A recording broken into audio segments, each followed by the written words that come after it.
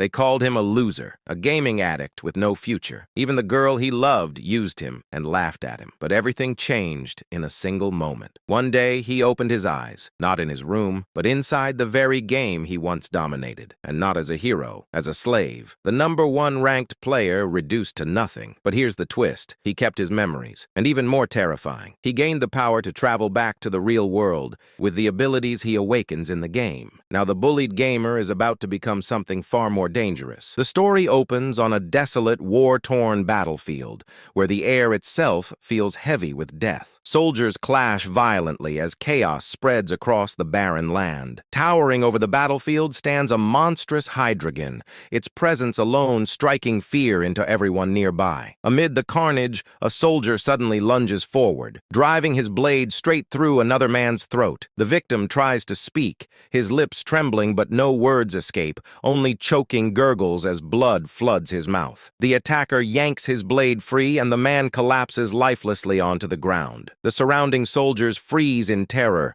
their eyes locked onto the blood-soaked warrior before them. The man begins to stagger slightly, his body trembling as exhaustion creeps in. Seeing his unstable footing, the enemy soldiers rush forward, believing he is finally at his limit. He slowly raises his head, gasping as he mutters, "It feels like my heart is going to burst." His breathing grows ragged as pain spreads through his body. He whispers internally, "Every time I exhale, it feels like a blade scraping across my throat." Sweat and blood drip from above, blurring his senses as he struggles to distinguish one from the other. Yet, every nerve in his body screams the same truth. This is real. He tightens his grip around his blade. Suddenly, glowing status windows appear before his eyes, announcing that multiple hidden traits have been activated simultaneously. The surrounding soldiers circle him like predators. One of them smirks and declares, "He's exhausted. Now we can finally kill him." The man's expression twists into madness as he screams,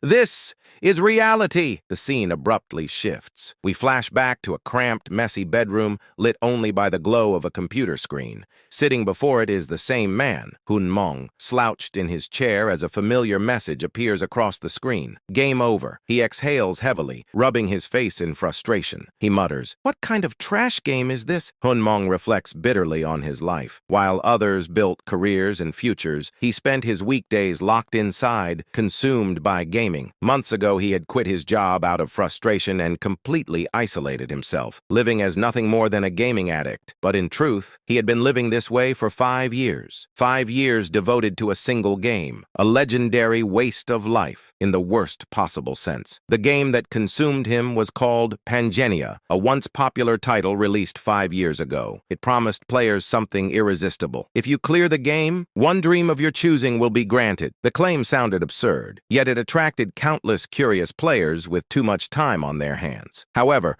one by one, they all failed. 5 years passed, and not a single player cleared the game. The player base gradually vanished, until eventually, if Mong logged out, the total online player count would drop to 0. Unlike real life, where persistence often leads to progress, Pangania was infamous for its brutal difficulty. Players faced bosses designed to crush hope, companions who betrayed them without warning, and named NPC hunters that relentlessly pursued anyone with a bounty.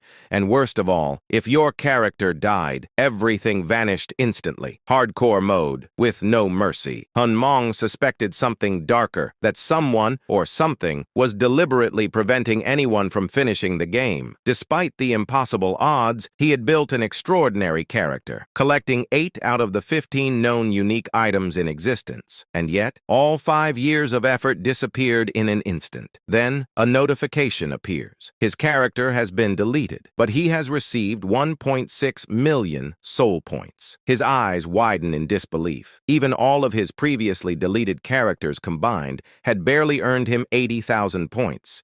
He recalls the system mechanics. Soul points are awarded based on the value of a deceased character, and they can be invested when creating a new one. The more points invested into a specific talent, the smoother and faster its growth becomes. He once invested 10,000 points into swordsmanship, eventually earning the title Grandmaster of Swordsmanship. 10,000 points is normally the maximum investment per talent, but now, He possesses enough points to master everything. Normally, he would invest in magic to ensure stable progression. But deep down, he knows the truth. He will never clear the game. So instead, he decides this will be his final character, his last chance to enjoy the game properly before uninstalling it forever. As he prepares to confirm his choices, a painful memory resurfaces. A woman stands before him, her expression filled with regret. "I'm sorry," she says quietly. Confused, he asks, "What do you mean?" She looks away before continuing. "You're a good person, but I can't date someone without a future." Her words pierce deeper than any blade. She explains how her friends are marrying successful men with stable lives, while he remains trapped inside his room. She sighs heavily before adding, "I'm at the age where I need to think about marriage." Hunmong remains silent, knowing she speaks the truth. She hesitates, almost hoping he will stop her, but he doesn't. Finally, she turns away and whispers, "I hope you live a good life." That moment happened 3 months ago, ending a 5-year relationship. In anger and despair, Hunmong quit his job and locked himself away completely. Back in the present, he shakes his head and clicks the random button aggressively. He growls. That's enough pathetic self-pity. He begins pouring his soul points wildly across every stat and talent available. Then suddenly, a new message appears. Hidden piece activated. Hunmong freezes. He has never seen the game acknowledge a player before, let alone congratulate one. Moments later, a strange sensation spreads across his body, pleasant at first, but rapidly turning unbearable. His heart pounds violently as an ominous voice echoes in his mind. "May all the worlds you created burn into ashes, you wicked god." His skull throbs with agonizing pain as he clutches his head. He screams, "What's happening to me?" Darkness consumes him. He collapses onto the floor, and the computer screen shifts from bright blue to a sinister crimson red. A haunting voice chants, "Oh, being brighter than light, darker than darkness, swirling between creation and destruction, may you find happiness in Pangania." When Hunmong opens his eyes, pain explodes across his back. A man stands above him, whipping him mercilessly. The man roars, "Get up, you useless slave! Fall again and I'll feed you to the Hydreigon." Disoriented, Hunmong looks around, realizing he is chained alongside countless other slaves. Then he sees it, the Hydreigon. His hands begin trembling uncontrollably. The overseer strikes him again, snarling, "Return to formation, unless you want to die." Still struggling to comprehend the situation, Hunmong obeys and joins the marching slaves. As he studies his surroundings, realization slowly dawns. He mutters, "This place and that monster. They're from Pangania," he hesitantly whispers. "Status window?" To his shock, it appears. Every stat is set to 12, far beyond normal limits. Additionally, 13 hidden traits are listed beneath them. The horrifying truth settles in. He has entered the game itself. Suddenly, the ground begins to tremble violently. Panic spreads among the slave traders as they spot a massive army approaching across the desert. Leading them, rides the Desert Queen atop another Hydreigon. Hunmong's eyes widen. He whispers, recognizing the infamous title, "The Snake Princess." A new notification appears. Main quest generated. He gulps nervously as he reads it. Survive. And if he dies, his real body will die as well. His heartbeat roars in his ears as a storm of arrows rains down, slaughtering slaves and traders alike. Frozen in shock, he stands helpless, until an arrow grazes his cheek, snapping him back to reality. At that moment, one of his hidden traits activates, Heart of the Iron-Blooded Monarch. His mind clears instantly. Exhaustion fades. His awareness sharpens. He spots a fallen sword and a set of keys beside a corpse. He mutters coldly, "If I stay here, I die." As he breaks free from his shackles, a soldier suddenly ambushes him from behind. Hunmong instinctively catches the blade with his own weapon, which erupts with radiant energy as he counterattacks, dashing forward and slicing the attacker apart. Another hidden trait activates, Weapon Master. Blue aura bursts from his body as more enemies charge him. One soldier thrusts a spear toward his skull. Hunmong sidesteps, slicing the spear tip off and killing the attacker in a single fluid strike. As the broken spearhead flies through the air, he grabs it mid-motion and smirks. "Even weapons I've never used feel familiar." He hurls it effortlessly into another enemy's chest. Another warrior charges, swinging an axe while screaming in fury. Hunmong leaps backward and murmurs, "That's not all." Before his eyes, glowing blue lines trace every possible trajectory of the enemy's weapon. He slides his sword beneath the axe, deflecting it with unnatural precision. Another glowing line appears, revealing the perfect opening. Hunmong lunges forward, driving his blade straight through the enemy's heart. Without Without hesitation, he grabs the fallen man's axe and raises it overhead. The victim attempts to scream, but dies before a sound escapes. Now wielding both weapons, Hunmong stands surrounded by corpses, his breathing slightly heavier. More soldiers begin encircling him, staring in horror. One whispers fearfully, "That monster! We thought their entire expedition was crippled." Hunmong glares at them silently, his eyes now completely devoid of hesitation. Another hidden trait suddenly activates: masterful hands. Its effect is immediate,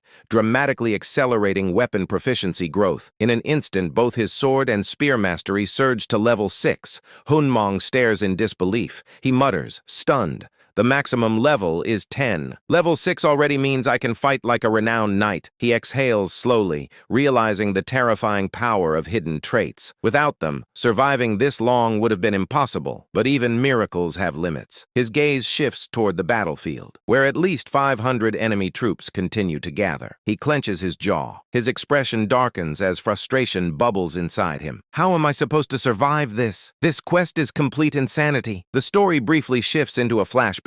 The Snake Princess kneels respectfully before a regal woman seated upon a magnificent throne. The queen's voice echoes coldly through the chamber. She states, "So, the expedition to the demon world has failed. Is that correct?" The Snake Princess lowers her head. "Yes, it has failed." The queen narrows her eyes, saying, "If word spreads that the desert city of Fasselmere refused to participate, the fools of the central continent will blame us for the failure." Her tone sharpens. "We must erase every trace of that expedition, travel to the Kultzman Desert, and eliminate every survivor." She pauses before adding, "Destroy all evidence that could reveal Fasselmere's absence from the expedition." Then her voice softens, but carries a dangerous promise. "Complete this mission, and I will lift your curse." The Snake Princess's eyes flicker with frustration, yet she bows. "I accept." The queen leans forward slightly. "Do not fail me." The flashback fades, returning to the present battlefield. Hunmong stands surrounded by mountains of corpses, his blade dripping with blood. Though panting heavily, his body remains untouched. Suddenly, a notification appears. Level up, level 2. His health and mana instantly restore. His fatigue vanishes completely, reinvigorating his entire body. The surrounding soldiers hesitate nervously until a commanding voice echoes across the battlefield. "Move aside." The troops immediately part, revealing the Snake Princess herself. Hunmong narrows his eyes. He murmurs, "It's about time." Her name appears in his status window. Isabella von Derzian, level 8. He notices a crucial detail. She is unable to leave the desert due to the queen's curse. However, he cannot view any further information, as his understanding of her remains insufficient. His mind races. He knows he cannot defeat her. In Pangenia, level 10 represents absolute supremacy. Level 7 marks the threshold separating ordinary powerhouses from true legends. From that point onward, even a single level difference becomes nearly insurmountable. Level 8 places her among the strongest beings in existence. He exhales sharply, facing something like this is madness. Then, realization strikes him. She cannot leave the desert. A plan forms instantly.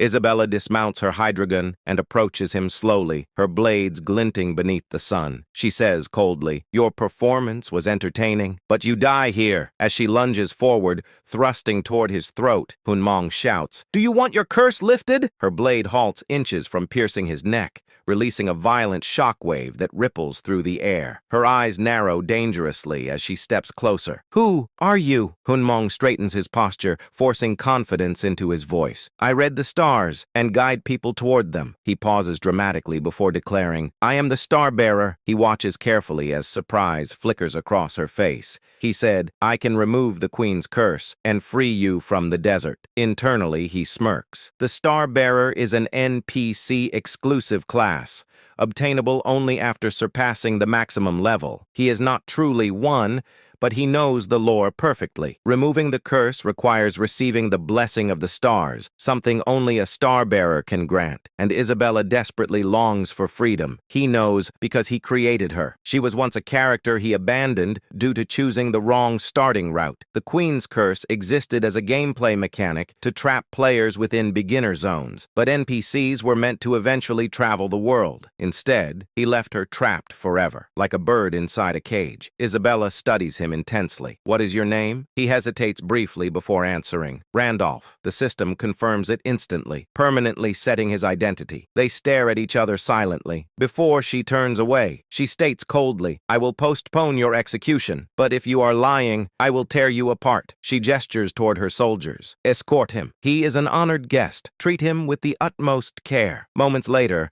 another notification appears. Main quest completed. The results surpass expectations, bordering on miraculous. The system announces that several constellations have taken interest in him, enhancing his rewards dramatically. The upgrades continue stacking until he finally receives 3 legendary items: a broken piece of the golden scale, the soul of the high dragon, the sword of Michaela. Overwhelmed, Randolph collapses onto the floor as exhaustion overtakes him. His vision blurs while the system announces he earned 220 main quest points, securing a place within the Hall of Fame. Later that night, Randolph relaxes inside a luxurious bath chamber, analyzing his newly obtained rewards through his status window. He whispers, the soul of the Hydreigon. That item has only dropped once in the entire history of the game. He studies the sword of Michaela next, saying, a mandatory early game weapon, and I got both at once. Then his gaze settles on the broken golden scale fragment. Something about synchronization between reality and Pangea. Before he can analyze further, 3 beautiful women enter the chamber. One asks gently, would you like us to wash you? Randolph forces himself to remain calm. He replies, only my feet. Internally, he immediately realizes the truth. This is a test. The women begin massaging his feet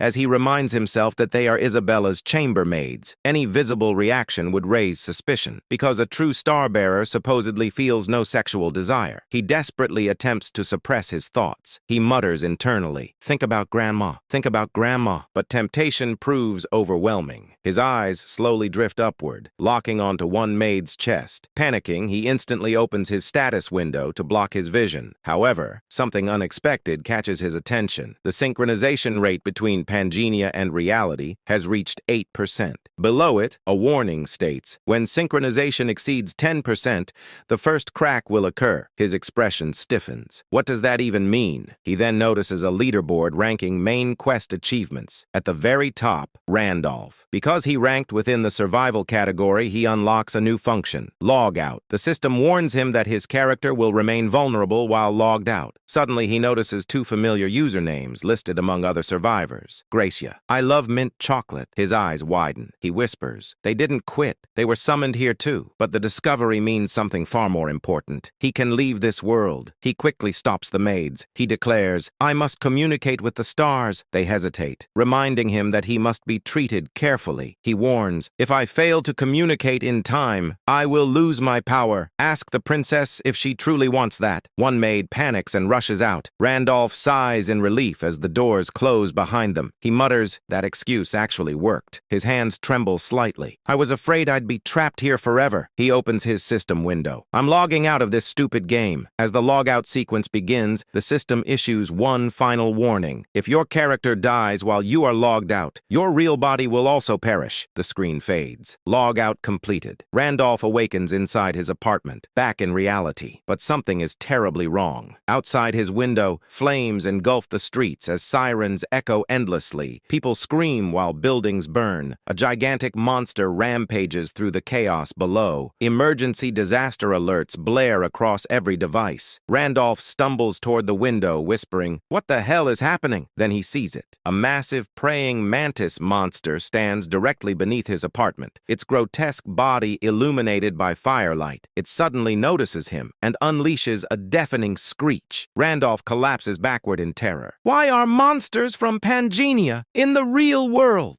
Suddenly, something slips from his pocket. The broken golden scale fragment. A brief flashback appears. Earlier, Randolph had awakened believing everything was a vivid dream, until he noticed a mysterious bag sitting on his desk. Inside rested the golden scale fragment. He had whispered in disbelief. This was always here? Realization struck him instantly. Everything was real. He desperately attempted to access the game's website, but the homepage had vanished entirely. Page not found. Moments Moments later, screams erupted outside, followed by news reports of a monstrous creature attacking civilians. Police gunfire echoed helplessly as the monster slaughtered multiple victims. That was when Randolph approached his window and saw the nightmare unfolding before him. For confusion's sake, while he is in reality, he will be called Hyun, and inside Pangenia, he will be Randolph. Hyun crashed onto the floor, panic exploding inside his chest. His eyes trembled as realization struck him, the warning about the boundary between worlds. It was already happening. He grabbed the golden scale fragment with shaking hands. A strange pulse traveled through his body. His mind raced wildly. He realized something terrifying and hopeful at the same time. He whispered, "If monsters from the game are roaming in reality, then items from the game should work here too." Hope ignited inside him. He rushed toward his bag, tearing it open frantically. He pulled out the sword of Michaela and the soul of the High Dragon. He stared at them helplessly. He muttered nervously, "How do I even use these?" He quickly opened his status window, scanning through the golden scale description. The ability was simple. Reality and Pangenia synchronization could be toggled on or off. Hyun clenched his teeth. He declared, "This is my only chance." He activated it immediately. A radiant goddess-like figure materialized behind him.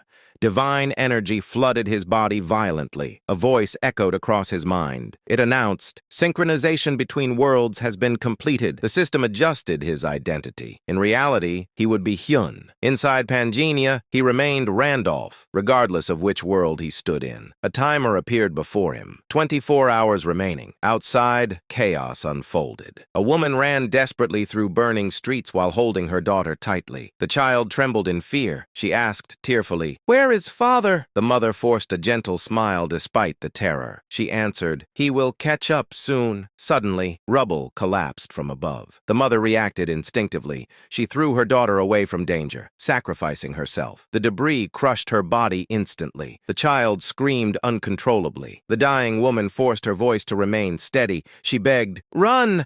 Quickly!" A barefoot woman rushed forward, her stockings torn apart. She knelt beside them, trembling with fear. She asked urgently, "Are you all right?" The injured mother coughed weakly. She pleaded, "Please, take my child." The woman froze as she saw the fatal wounds. Tears filled her eyes, but she nodded. She promised, "I will protect her." A shadow suddenly loomed above them. The giant mantis monster lunged forward, preparing to slaughter them both. The barefoot woman closed her eyes, accepting death. A silver flash tore through the air. The monster's head separated instantly, falling to the ground. Hyun landed behind it like a phantom. Without hesitation, he began slicing the creature apart mercilessly. The woman stared in complete disbelief.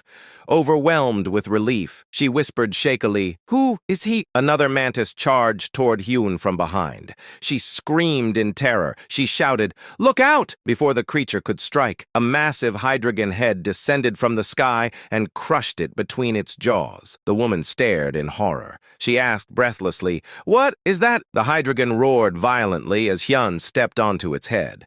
He looked down at her calmly. He ordered, "Stay still." The woman's hands trembled. She whispered softly, "Am I dreaming?" Nearby civilians rushed to help the injured mother and child while Hyun continued slaughtering the remaining monsters effortlessly. Across the world, news broadcasts erupted in panic. Monsters appeared across every continent. Entire cities collapsed within hours. But something else had emerged alongside them. Warriors, capable of killing monsters immune to bullets. One armored man stepped forward before terrified civilians. He raised his weapon confidently. He declared, "Do not fear." He promised, "I will protect everyone." The world began changing faster than anyone could comprehend. Elsewhere, a man watched the chaos through his phone screen calmly. He smirked coldly. He mocked, "They are fools for wasting their fragments." He leaned back casually. He continued, "Reality and Pangenia are merging." He narrowed his eyes. He stated, "In this age of chaos, everyone is a competitor." His player name appeared beside him, Massacre. He stared at the ranking board with interest. The scoreboard had finally updated after 2 years of stagnation. At the top, an absurd score appeared, 220 points. He clenched his jaw thoughtfully. He wondered, is Randolph Phantom?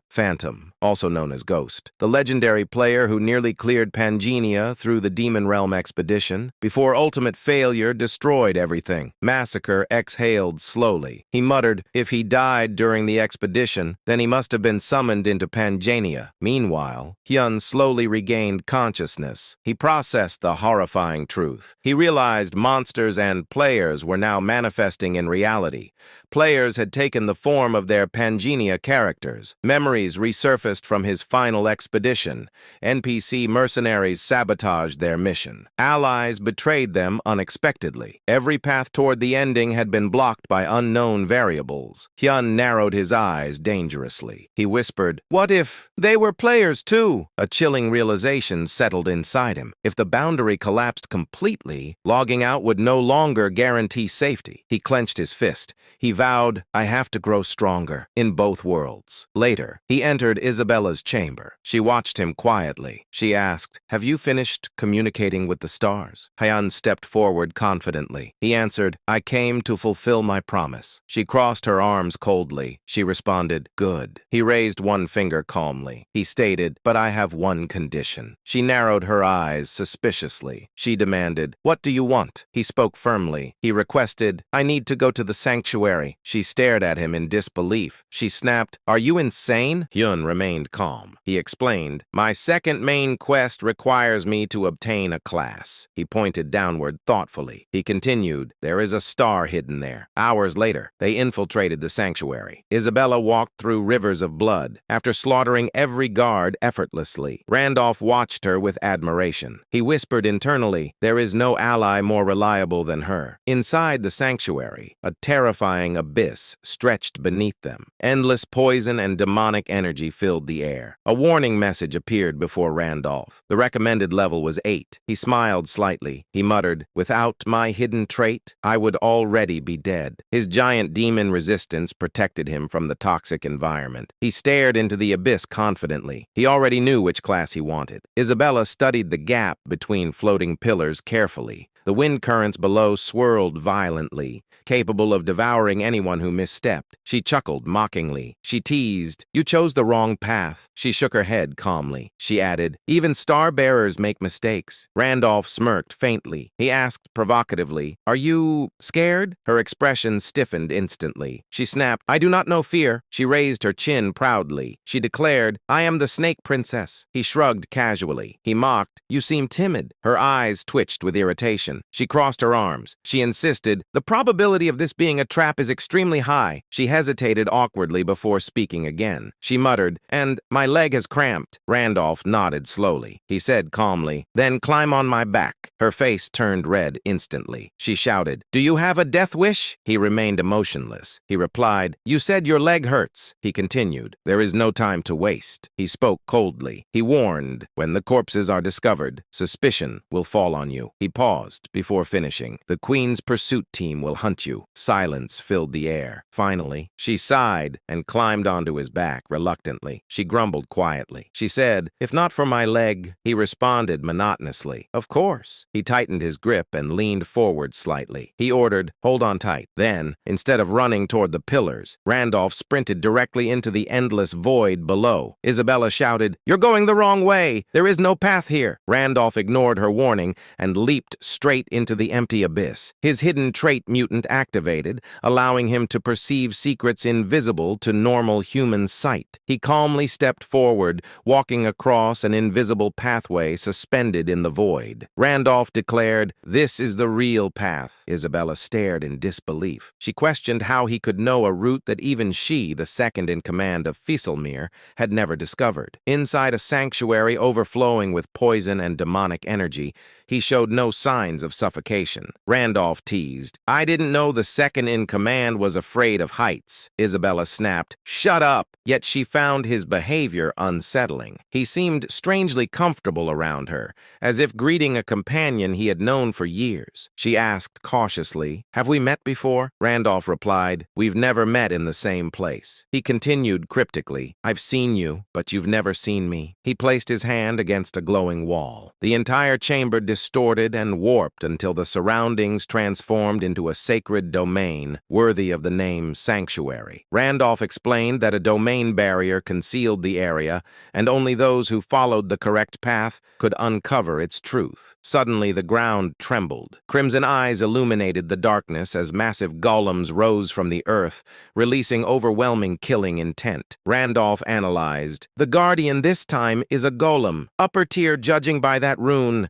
At my level, even a scratch would mean instant death. He asked casually, "Is your leg better now?" Isabella smirked before lunging into battle. She sliced through the first golem instantly, obliterating half of its body. She vaulted across shattered debris, cleaving another in half while crushing the remaining constructs with brutal efficiency. Randolph muttered in disbelief. Despite being the one who originally designed her character, her power still exceeded his expectations. A status window appeared, offering him the class Golem Maker. Randolph speculated the system was recognizing Isabella's kills as party achievements. Although it was a rare high-tier summoner class, he declined without hesitation. Randolph stated, "The one who can grant the class I want is something else entirely." A thick purple miasma flooded the sanctuary. A colossal shadow loomed as the system announced the appearance of the ancient king and guardian of the star. "Dramit," Randolph whispered with anticipation. "So you've finally revealed yourself." Dramit's presence crushed the air with unbearable pressure. Isabella questioned whether Randolph truly expected her to fight such a monster. Randolph reassured, "Don't worry, he's actually very gentle. He never attacks first." Dramit immediately attacked. Isabella barely evaded the strike and crashed onto the ground. She glared furiously at Randolph. Randolph frowned in confusion,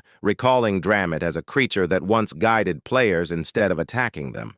Dramit declared Isabella a challenger after she destroyed his sentinels. While struggling to survive, Randolph suddenly shouted, "Stop, Dramit!" The shockwave of his voice rippled across the sanctuary. Dramit froze, glaring down at him in astonishment. Randolph announced boldly, "Your master, Wilhelm, has returned." Dramit recoiled before erupting into thunderous laughter. He mocked the claim, declaring Wilhelm dead after failing the Demon Realm expedition and losing every star he possessed. Randolph calmly reminded him about the ancient contract. He explained that whoever inherits the star and knows the Guardian's true name becomes the new master of the mountain. Dramit hesitated. Killing Randolph now risked violating the pact. Instead, he decided to guide him to the star, confident it would destroy him. Sometime later, they arrived before a sacred altar. Isabella questioned nervously, "Is that really the star?" Randolph nodded slowly. He revealed, more precisely, "It's Leah's skull." He explained that Leah, the twin goddess of Pangenia, was shattered into 32 fragments upon her death, and those fragments became the stars that allowed players to transcend mortality. Randolph reached forward and grasped the skull. A vortex of divine flames erupted, swallowing his body. Isabella screamed, "Randolph, are you okay?" Dramit laughed darkly, convinced the star had rejected him. Inside the inferno,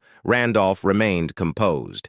He realized the star only destroys players who bypass the Guardian through exploits. Since he passed the trial legitimately, he believed he could endure it. A voice echoed through the flames as the skull proclaimed him the one destined to face destruction. The relic shattered, releasing a radiant, holy aura. Randolph obtained star energy, the main skill Star Pierce, the sub-skill Blessing of the Stars, and the permanent star effect that enhanced all his attributes. Most importantly, he awakened his new class, Star Successor. As the light faded, Randolph calmly asked Isabella about her future after her curse would be lifted. Isabella answered quietly, "I want to leave the desert and find my family's bloodline." Randolph extended his offer. "I'll free you from your curse on one condition." She asked cautiously, "What do you want?" Randolph declared, "Serve under me for 1 year. After that, I'll grant you freedom and help you find your family." Haunted by memories of betrayal under the Queen, Isabella hesitated. Randolph gently placed his hand on her shoulder, promising he had no intention of deceiving her. After a long silence, she knelt before him. Isabella swore, "I will serve you." Randolph accepted her loyalty before turning toward Dramit. He questioned firmly, "The owner of the star is the master of the Guardian. That is correct, isn't it?" Dramit lowered his massive head and declared, "It is true. The owner of the star is my master. Bow your head." As Randolph completed the second main quest, a violent ripple spread across the system. The Hall of Fame updated once again, sending chills through the entire player base. Constellations watching from beyond the sky erupted in applause, granting Randolph additional rewards. Numerous combat-oriented constellations began marking him as a target of interest. Far away, the Desert Queen erupted in fury. She slammed her throne and demanded confirmation that Isabella had truly entered the sanctuary alongside the slave she captured. Rage twisted her expression as she issued an immediate order to seize both fugitives. She even ordered her subordinates to begin poisoning Rogaine's water supply to flush them out if necessary. Meanwhile, in reality, inside a quiet cafe, two men questioned a woman while analyzing recent ranking updates. One of them stated, "If he cleared the second main quest with a class score higher than Gracia, he must know the game perfectly." The other added, "If the 5-year veteran ghost player Phantom has finally appeared, the entire world is going to erupt." The woman questioned how they could locate him after searching for years. One of the brothers calmly explained that Randolph had never been a real player before, but now that he existed physically in the system, tracking him might finally be possible. They proposed baiting him through the secret auction hall, which had just opened as a reward for clearing the second main quest. The woman explained the method coldly. Players upload rare items at extremely cheap prices, attach location tracking talismans to the purchase, and wait for inexperienced buyers to reveal their positions. Many beginners were robbed or killed through this method. One brother doubted the plan and questioned whether Phantom would ever fall for such an obvious trap. The woman smirked, reminding them that Phantom once initiated the dangerous grid expedition despite impossible odds. She believed his decisive personality might drive him to gamble if he saw an irresistible deal. She concluded nervously that if Phantom ever approached them personally, they would be the ones in danger. Instead of kidnapping him, they would attempt to recruit him into their guild. The brothers immediately began contacting law enforcement, while the woman spiraled into speculation, imagining Phantom as a powerful executive or possibly a complete psychopath. Elsewhere, inside a dim alley, a man observed the updated rankings on his phone. Massacre grinned while examining Randolph's absurd score. He muttered darkly, "What kind of class gives that many points?" He shrugged, deciding he would avoid the secret auction hall for now. Instead, he hunted players directly in reality, convinced that killing top-ranked competitors would elevate him faster. Back inside Pangenia, Randolph completed the Sanctuary Exploration subquest with a perfect 100% completion rate, something no player had ever achieved. The system awarded him the achievement Conqueror of a Sanctuary and granted him a teleportation book capable of returning him to previously explored locations once per day. Randolph commented calmly, "The ride wasn't as bad as I expected. This saves time." His level increased to level 3. He analyzed his growth, noting that while leveling progressed slower due to his numerous talents, his stat increases were exponentially higher. He accepted the trade-off without complaint. He inspected his main quest reward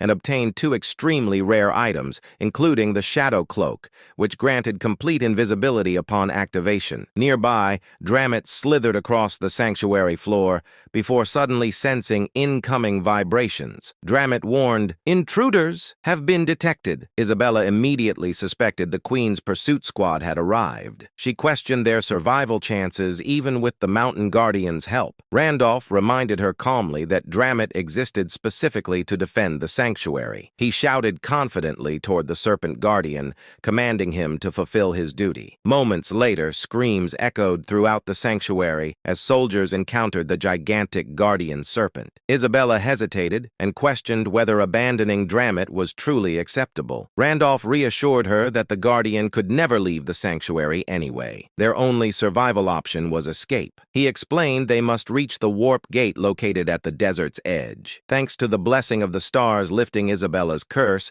she could now pass through it safely. However, activating the gate required nearly half a day, and hiding in the open desert would be nearly impossible. Randolph planned to use Dramit's battle failed to stall the pursuit squad long enough to escape. During that time, he intended to communicate with the star and return temporarily to reality. He asked if he could trust Isabella to protect him during his absence. Isabella drew her daggers and promised firmly to guard him. Randolph initiated logout procedures. The system warned him to protect his character and exercise caution when purchasing auction items. He awakened in reality, adjusting to the disorienting sensation of leaving Randolph's body. He immediately checked his phone and confirmed no monster outbreaks had occurred yet. However, he remained certain that the merging of realities would continue escalating. A text message suddenly arrived from Kim Soyan. The scene shifted to another cafe where Soyan argued with her current boyfriend, complaining about his unwillingness to spend more money on her. She mocked him for acting cheap and ended the call abruptly, claiming she had plans to meet a friend. Moments later, she met Hyun. She flirted nostalgically and admitted she regretted breaking up with him. She confessed she only left because he lacked financial success and wondered whether he still missed her. Hyun remained emotionless. He bluntly asked what she wanted and showed clear disinterest in rekindling their relationship. When she continued manipulating the conversation, he exposed her by asking whether her current boyfriend knew about their meeting. He stood up and prepared to leave. Internally, he realized his personality had changed. The growth he experienced as Randolph seemed to influence his real-world mindset. Outside the cafe,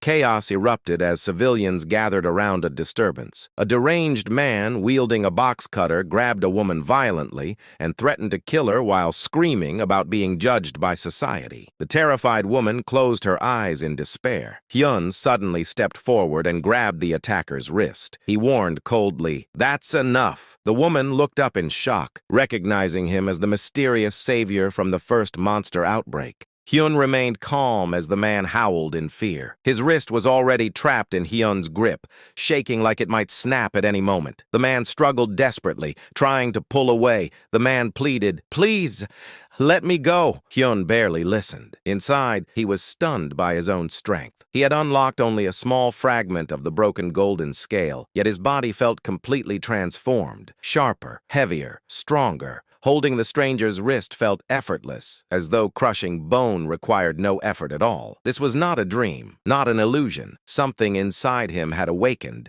and the world itself felt lighter in his hands. Hyun moved swiftly and hurled the man across the hallway. The attacker slid across the floor like a body struck by a speeding car, rolling violently until he skidded to a stop. Hyun turned toward the girl. Her eyes overflowed with tears. Relief trembled through every breath she took. The girl stammered, Thank you so much. I don't know how to repay you." Hyun slowly lifted his hand to his chin and stared at her, studying her expression carefully. She shifted uncomfortably under the weight of his gaze.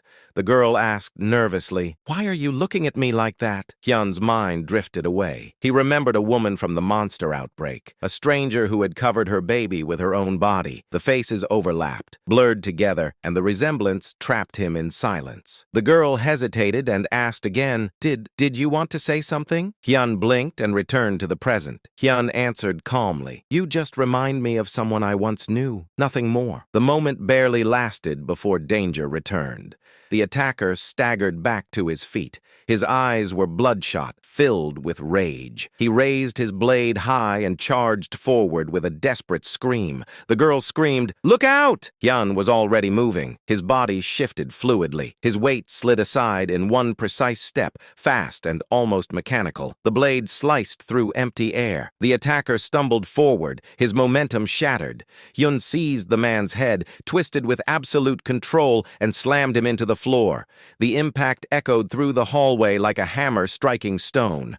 The attacker collapsed, limp, finally silent. The girl stared at Hyun in disbelief. He looked ordinary. Simple clothes, relaxed posture, calm expression, yet he had dismantled a fully grown man with terrifying ease. Two policemen rushed into the hallway, their uniforms stiff and authoritative as they lifted the unconscious attacker and carried him toward their patrol car. After securing the threat, one officer turned toward Hyun. The officer stated firmly, "Sir, you will need to come with us as well." Hyun hesitated and asked slowly, "You want me to come with you?" His voice sounded tired, as if this was a problem he had no interest in dealing with. Before the officer could respond, the girl stepped forward. The girl insisted urgently, urgently. "He only defended me. I already reported the stalker myself," the officer replied firmly. "Regardless of the reason, what happened still counts as violence. Both of you need to accompany us for questioning." The girl's anger ignited instantly. The girl demanded, "Saving my life from a blade is violence? Were you expecting him to just watch me get stabbed?" The hallway fell silent. Hyun exhaled heavily and muttered, "I really don't have time for this." The girl noticed something deeper in his tone, an exhaustion that hinted at a far heavier world behind him. The officers repeated sternly, "Procedure is procedure." The girl leaned forward sharply. The girl challenged, "Will you take responsibility if Hyun gets dragged into legal problems just for being a witness?" Without waiting for an answer, she reached into her bag and pulled out an identification card. The girl introduced confidently, "My name is Kim Hannah, reporter for CK Broadcasting." She continued firmly, "Instead of harassing the man who saved me, you should focus on the real criminal. If you mishandle this situation, I will report it." Whispers spread through the bystanders. People murmured about her identity. The reporter who once appeared on national television during the interdimensional attack, the woman who shielded a child with her own body. The officers exchanged uneasy glances. Finally, they relented. One officer conceded, "Only the victim is required to file the official complaint. The case will proceed without involving him." Kim Hannah turned back toward Hyun. Hannah thanked sincerely. "Thank you again," Hyun dismissed calmly. "I only did what anyone would do." Hannah offered a business card. Hannah explained, "I'm a reporter who covers incidents involving Dimension Warriors." The phrase struck Hyun like thunder. His fingers paused mid-movement. Hannah continued clearly, "During the invasion, some people awakened strange powers. They fought when the world was collapsing. Those people are now called Dimension Warriors." Inside his mind, Hyun connected the truth instantly. The Dimension Warriors were the players of Pangenia. The media had buried the truth, replacing it with the easier narrative of an interdimensional invasion. While she spoke, Hannah asked, "Do you have a business card?" Hyun shook his head and replied, "No." Hannah asked casually, "Then give me your phone number instead." Hyun nodded and began reading it aloud while she typed. His ex-girlfriend suddenly rushed into the hallway, grabbing his arm tightly. The ex-girlfriend cried anxiously, "Hyun, are you okay? I was so worried." Hannah watched silently. Hannah asked directly, "Is she your girlfriend?" Hyun immediately pulled his arm free and stated firmly, "No, she isn't," he added calmly. "And I don't have a business card either." Hannah responded with mild interest. "Then text me tomorrow. Coffee or dinner. I'll treat you." Hyun nodded once. Behind him, his ex-girlfriend's expression twisted with rage. She shouted desperately, trying to reclaim attention, but Hannah walked away without looking back. As Hannah walked down the street, her phone rang. She answered. The caller greeted casually. "Kim 1, how was your weekend?" Hannah snapped irritably. "Don't call me that." The man apologized halfway and continued, "The deputy director is on a business trip. He left a task specifically for you." Hannah sighed and asked, "What is it this time?" The man explained, "You've been assigned to interview Gracia, the global hero who saved America during the disaster." Hannah stopped walking instantly. Hannah asked in disbelief, "Why me?" The man responded honestly, "Gracia personally requested you. She's coming to Korea." Hannah stared ahead and sighed in frustration. Refusing was not an option. The world shifted into darkness and endless sand. Bodies collapsed across the desolate battlefield. Isabella stood at the center, trembling, drenched in sweat. Every breath burned through her lungs. Her dagger trembled in her exhausted grip. She had defeated the surrounding enemies, but she stood at her limit. Still, she refused to fall. Cloaked figures emerged from the shadows. One figure commanded coldly, "Return to the queen. Hand over the slave behind you. If you obey, this ends peacefully." Isabella silently cursed them. Behind her lay Hyun's unconscious body. His mind was trapped in the real world. She had guarded him every second. She would never surrender him. The air tightened. Violence hovered, ready to explode. Suddenly, blue mist erupted behind them. A gate exploded open as purple and blue lightning spiraled like a cosmic storm. Hyun's eyes snapped open. His consciousness returned to the game world like a blade sliding free from its sheath. He stepped forward steadily. Hyun said firmly, "You endured well, Isabella." Relief flickered across her face. Isabella asked softly, "Did you finish communicating with the stars?" Hyun answered with a burning gaze, "Yes." Behind the cloaked figures, a bald commander screamed orders. The commander roared, "Execute the traitor immediately!" Hyun stepped forward and raised his hand. A golden aura bloomed around him, blazing like condensed sunlight. Hyun declared powerfully, "She protected me. Now, it's my turn." He snapped his fingers. The golden energy detonated violently. The aura surged outward like a roaring solar storm. Cloaked figures screamed as the air itself devoured them. A system notification flashed before Hyun's eyes. Star Successor exclusive skill activated. The cavern filled with agony. The golden blaze consumed flesh, memory, and will. One by one, the enemies burned and disintegrated into dust. Isabella stared in stunned silence. She whispered in disbelief, "Is this truly the power of a star-bearer?" Hyun turned toward Isabella, his expression softer than before. The fire inside him still burned, but now it flickered with control rather than chaos. Hyun spoke gently, "If you wish to return to your former allegiance, I won't stop you." Isabella studied him closely. She saw how much he had changed. The hesitation that once lived in him had been replaced by quiet, burning resolve. She smiled calmly, her gaze steady. Isabella answered firmly, "I will stay." Together they stepped toward the swirling portal. It spun like a living galaxy, purple bleeding into deep blue as its light wrapped around them like silk. Inside Hyun's mind, the system's voice echoed. The system announced, "Isabella's curse has been completely erased through the blessing of the stars." Another notification followed. The system continued. Dimensional route stabilized, destination fixed. Information unfolded before him like a branching map. 12 warp cities connected to the Kultzman Desert spread outward like roots. Their current destination blinked clearly. The system declared, "Destination confirmed, Arcana, Central Continent." The portal exploded into radiant light, hurling them through space. When they emerged, a breathtaking city stretched before them. The system welcomed, "You have arrived in Arcana, the golden city and capital of the Central Continent." Here, materialism was not a culture. It was law. Wealth was power, and those without it walked defenseless. Even nobles without sufficient gold or top-tier equipment were advised to avoid the deeper districts entirely. Prestige meant nothing without coin. Isabella stared in awe, her breath catching. Isabella whispered, "This city is overwhelming." Towers glittered like mountains carved from treasure.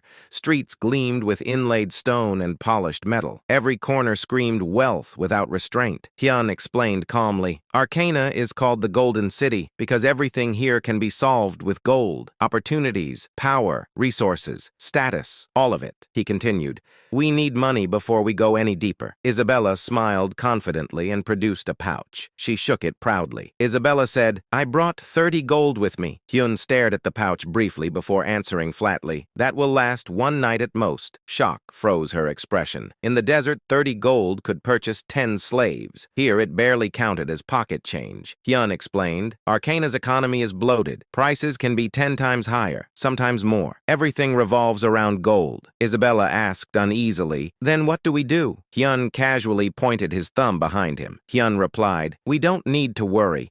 There's a place nearby where we can earn money quickly." Isabella turned around. Neon lights sliced through the night, forming one glowing word, casino. The massive building towered like a fortress built from fortune itself. Isabella stared, stunned. Hyun allowed a faint smile to form. The city didn't know something he did. Golden luck was one of his hidden traits, and it was already active. Arcana rose like a brilliant lie against the darkness. It promised pleasure but concealed ruin beneath its glow. In this city, power did not belong to kings or laws. It belonged solely to gold. The Hudson Casino stood at the center of that hunger. Its doors never rested. Lines of people stretched endlessly beneath neon lights that shimmered like magic. As Hyun and Isabella approached the entrance, guards blocked the doorway like stone statues. One guard leaned forward and spoke coldly, "Only guests who can provide a 10,000 gold deposit may enter." The words struck Isabella instantly. After buying clothes and securing a bath earlier,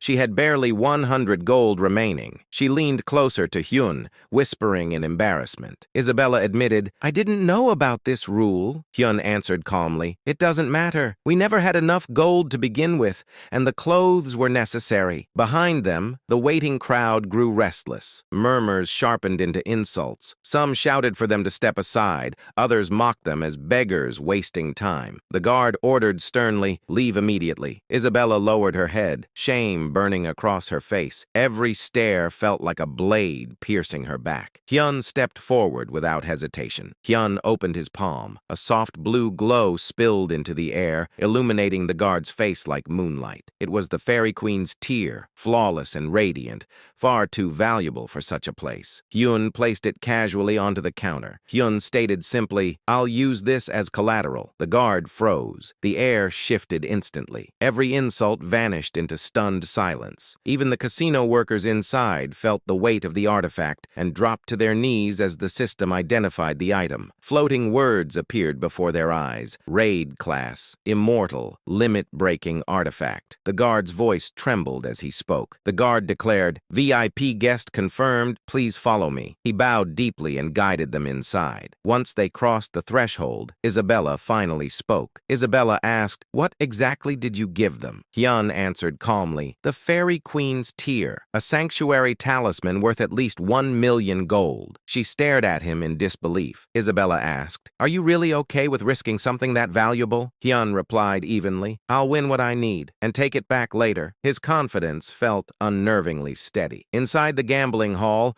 golden light reflected across polished tables and mountains of coins. The casino buzzed like a living organism. People whispered as they watched Hyun play. Some called him the god of gambling. Others watched in fear, unsure whether they were witnessing luck or something divine. Hyun felt the familiar pull of his trait guiding his instincts. In a city ruled by money, golden luck shone like a king's crown. Isabella gasped in excitement as his winnings surged past 1 million gold. Hyun reminded quietly, "The money came from my bets." She was too stunned to argue. Victory, however, did not last. The casino manager lowered his head respectfully. The manager announced, "The Hudson Casino will honor your winnings. However, you are permanently banned from gambling here." Isabella's eyes flared with anger. The manager continued, "Other guests are copying your bets. It's destabilizing the tables." Guards surrounded Hyun, forming a cautious circle, though none dared touch him. Hyun remained calm. Hyun answered, "I understand." He slowly rose from his seat before adding, "But I need to speak with the owner before leaving." The manager refused stiffly. "The owner does not meet guests." Hyun corrected calmly, "He will want to meet me. I'm not requesting an audience. He is." Deep within the casino, Hudson stared at the glowing Fairy Queen's tear displayed before him. His skill activated. Hand of observation, level 8. Information flooded his vision as he analyzed the artifact,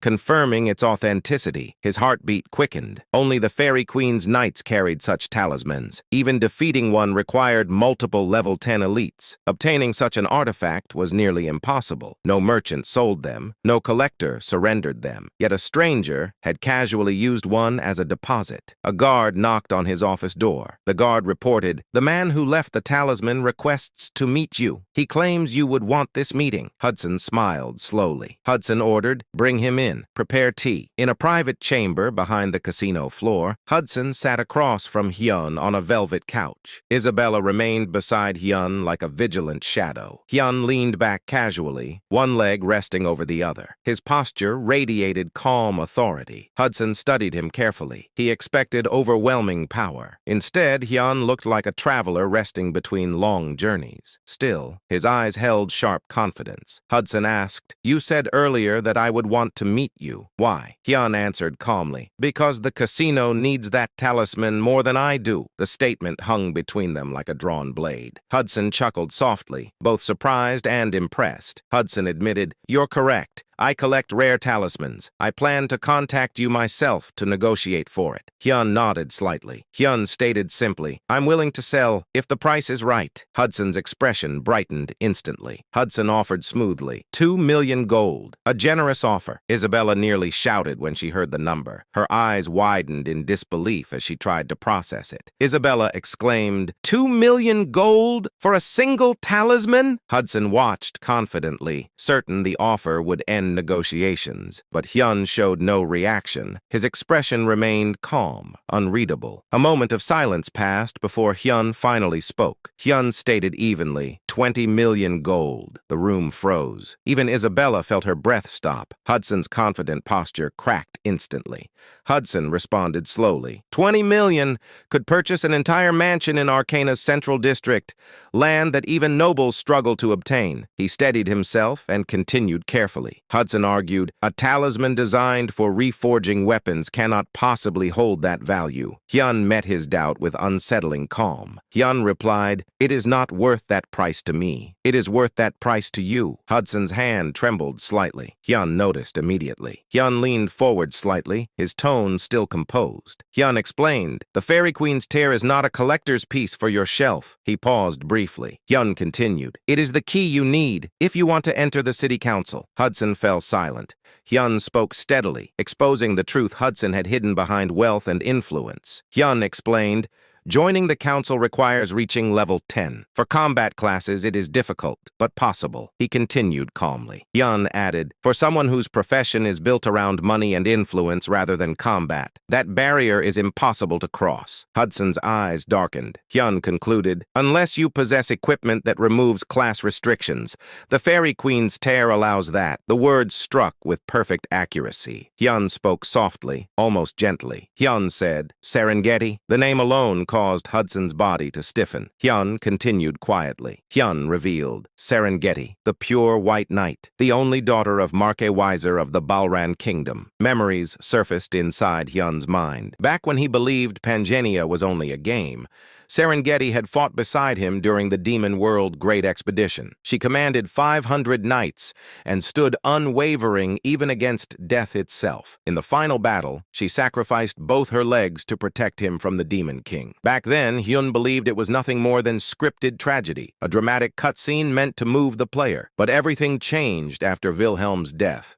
after Hyun awakened in this world, after he began to suspect that NPCs might actually be players. He remembered the system notification clearly. Serengeti had handed him an item long ago. Her voice echoed in his memory. Serengeti had pleaded, if I do not return, please deliver this for me, Captain. The system revealed the item, Serengeti's necklace. Inside the pendant was a photograph, Serengeti smiling beside her fiancé, Hudson. The memory still disturbed Hyun. In the original game data, Serengeti had never been engaged. She had never shown interest in romance. Someone had altered her storyline. Hyun connected the pieces. Hudson was not merely an ambitious merchant. He was a player. Someone who entered this world long before Hyun. Someone whose presence had reshaped Serengeti's life. The present returned abruptly. Hudson stared at Hyun, his mouth slightly open. Hyun spoke quietly. Hyun stated, I have never told anyone about this. Hudson's breath left his lungs. Shock and fear flashed across his eyes. Hudson demanded, how do you know about me? Hyun remained silent for a moment, thinking like a strategist examining a battlefield. He needed information about the world, about other players, about the rules governing this reality. Finally, Hyun answered. Hyun said calmly, I didn't know. I heard it. He paused deliberately. Hyun continued, the stars whispered it to me. Hudson recoiled as if struck. Hudson whispered shakily, are you a star bearer? Hyun neither confirmed nor denied it. Hyun replied, you don't need to believe me. You only need to understand that I can give you what you want. Hudson's eyes narrowed cautiously. Hyun added, and I don't want your gold. Hudson frowned. Hudson asked, then what do you want? Hyun spoke simply. Hyun declared, tell the stars the story of your life. Hudson stiffened. Hyun continued calmly. Hyun instructed, everything must be true. The stars do not tolerate lies. Hudson hesitated. Revealing his past could destroy him. NPC hunters roamed the world, hunting players hiding among civilians. They executed them without mercy. Most players concealed their identities, changed names, erased histories. Even Hyun had no intention of exposing himself. But Hudson was different. Serengeti was not an NPC to him. She was someone he loved, someone worth risking everything for. Hyun knew Hudson would accept. Hudson stared at Serengeti's necklace resting in his palm. Sweat gathered along his brow as he wrestled with the decision. Finally, he spoke. Hudson said quietly, I will tell my story. Hudson began slowly. Hudson explained, everything I did started with Serengeti. He described her not as a character, but as a woman he admired deeply. A knight who fought on the front lines during the Demon World Great Expedition. Hudson continued, she was one of the warriors serving under the 8 heroes. The words struck Hyun like thunder. Hyun sat upright suddenly. Hyun interrupted sharply, 8 heroes? Hudson Hudson blinked in confusion. Hudson explained, Wilhelm was the most famous, but the expedition was led by 8 heroes together. Hyun felt his world twist. Hudson continued, the expedition failed because of internal conflict among them. No one knows the full truth. Hyun demanded urgently, do you even know who those 8 heroes were? Hudson answered confidently, listing legendary figures recognized throughout the kingdoms. Then he spoke one name. Hudson stated, the second strongest after Wilhelm, Gracia. Far away, Gracia sat alone inside his office, reading a newspaper spread across his desk. The headlines screamed across the page, the man who rode a monster. Who is he? The article described the catastrophic attack in downtown Seoul